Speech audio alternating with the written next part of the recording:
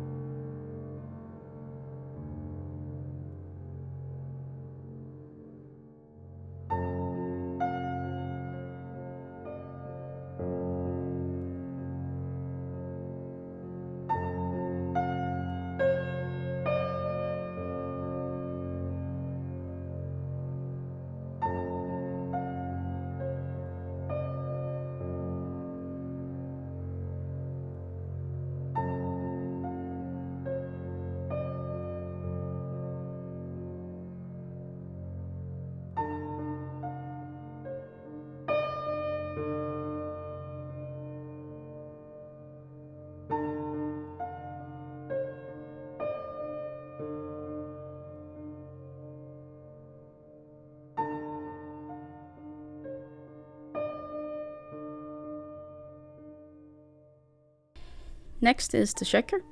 Let's just pack this away for a moment. I'm going to need a bit of space.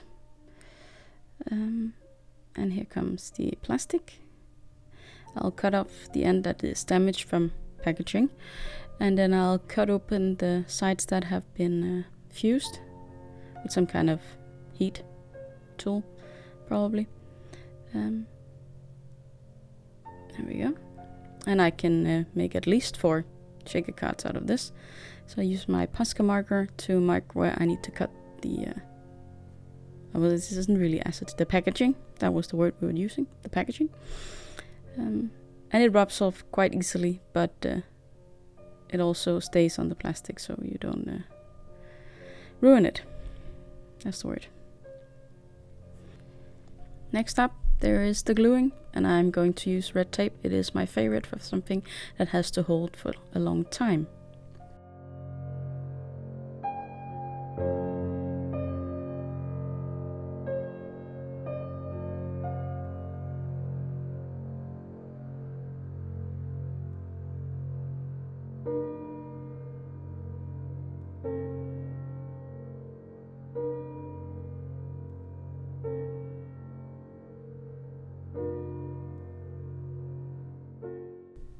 I do my best to glue down the corners or stick them down, as this is tape and not glue, and to make sure that nothing can actually escape the shaker.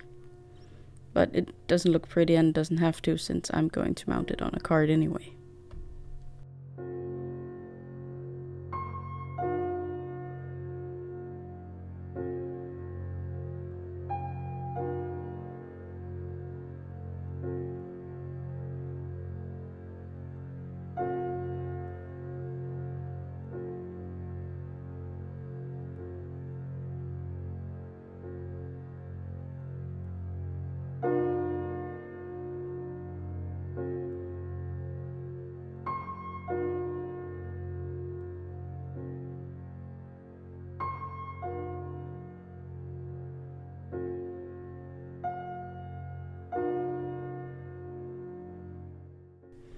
And I had some sequins that actually fit with these very pale colors. So, luckily, I have those. But they are so old, I don't know where they're from. They've been repackaged after I got them with a Ziploc bag. They probably came in some bag with a different closure, since I traded them for the bag here. But I'm sure you can find something suitable for your project.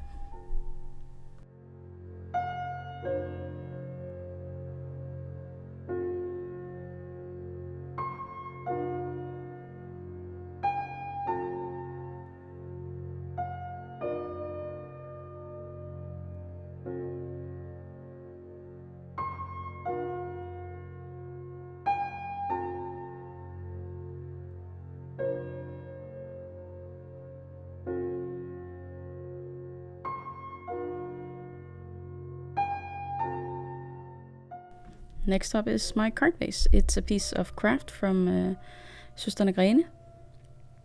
And I'm going to put what I call the pretty side on the inside, and then this more brownish tone on the outside. There's more speckles on what I call the pretty side, which is on the inside. And since that is the main part of the card you'll see, then there's where I'll put it.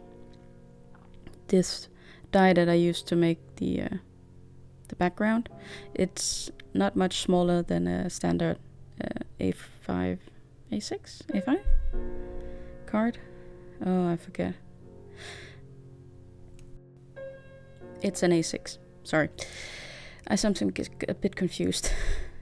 But some more red tape to keep this all in place. And then onto the card it goes. And I'm actually surprised at how easy that was. And they look so nice without the borders that you normally do with foam tape and stuff. So now some decorations. I want balloons. I'm going to try and find pieces of this paper that has blue, red and green, so I can get 3 balloons in 3 different colors.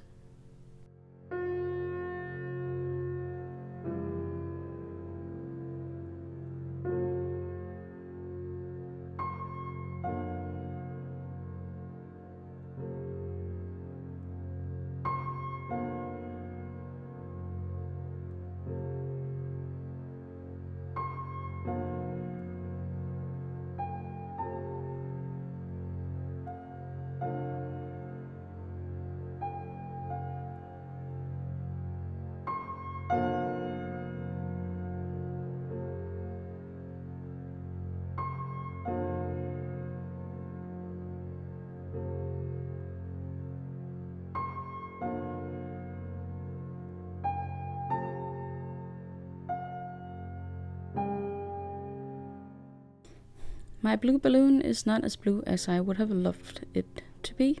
Unfortunately, there was not that much blue on the specialty paper, so I'm trying to find a distress ink I can use to try and color over the edges and maybe make it stand out a bit against the background as well. So I'm picking Tumbled Glass, and it does cover up the green pieces, but not so much the red ones, not as much as I would have liked, that is. But hopefully you can hide the worst of my mistakes. Here's the red and the green, and now they just don't fit. They need to be inked as well. And for that, I'll check my little swatch here, and Cracked Pistachio and Fired Brick are the ones closest to the original color. So that's what I'm going to use.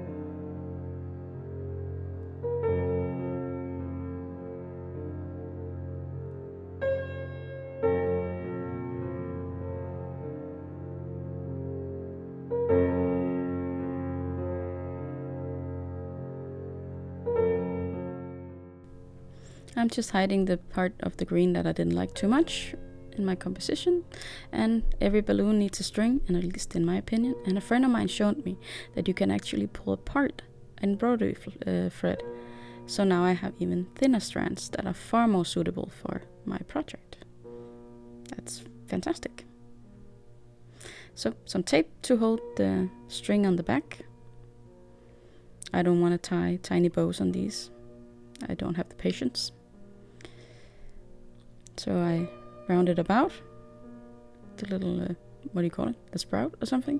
And then I use a pin to hold it while I put glue on the string to make it dry completely and secure it.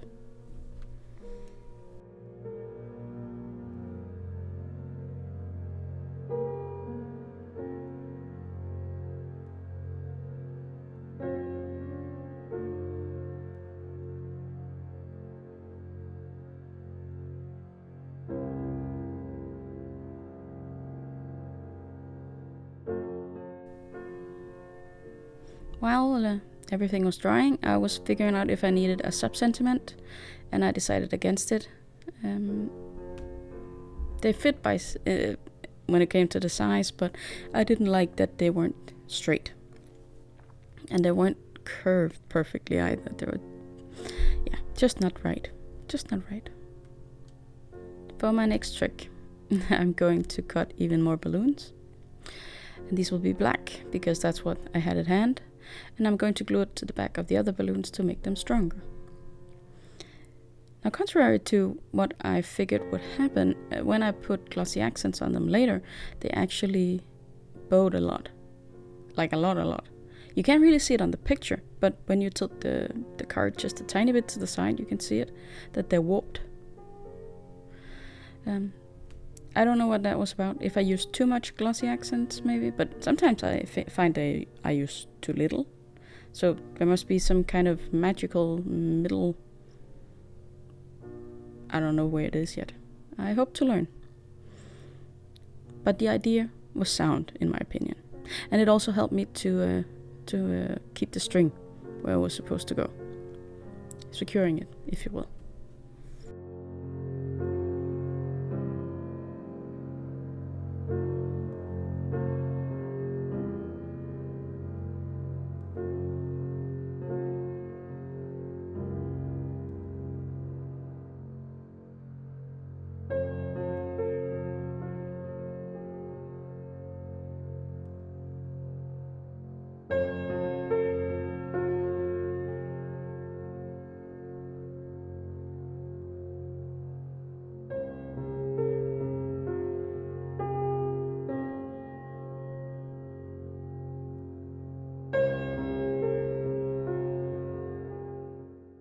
With my balloons ready, I am going to find some foam tape, This is doubled up foam tape from the roll I normally use.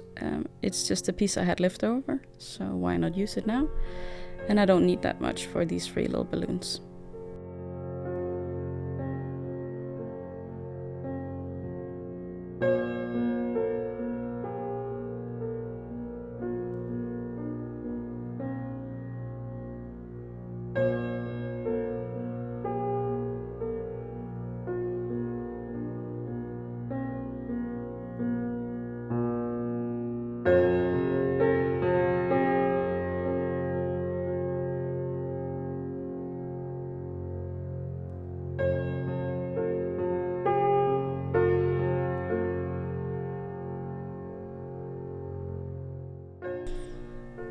While the string is drying to the card, I am covering the 2 of the balloons with Glossy Accents, and then I'm going to wait a bit to do the blue one since they overlap. I don't want the Glossy Accents to flow into one another. I wanted them to be defined. But it is the last step in making this card, so I don't know what else to say. I will definitely be making infinity shakers more often when I have the material, since you can't use, maybe you can use regular acetate, but I think it'll be hard. So I'll just save packaging whenever I have some that can be useful, and then make these cards once in a while. And I just have to leave this all to dry. And here's the final result. I hope you enjoyed the video and that you'll be back next week. Until then, I hope you'll be having a good day, evening or night.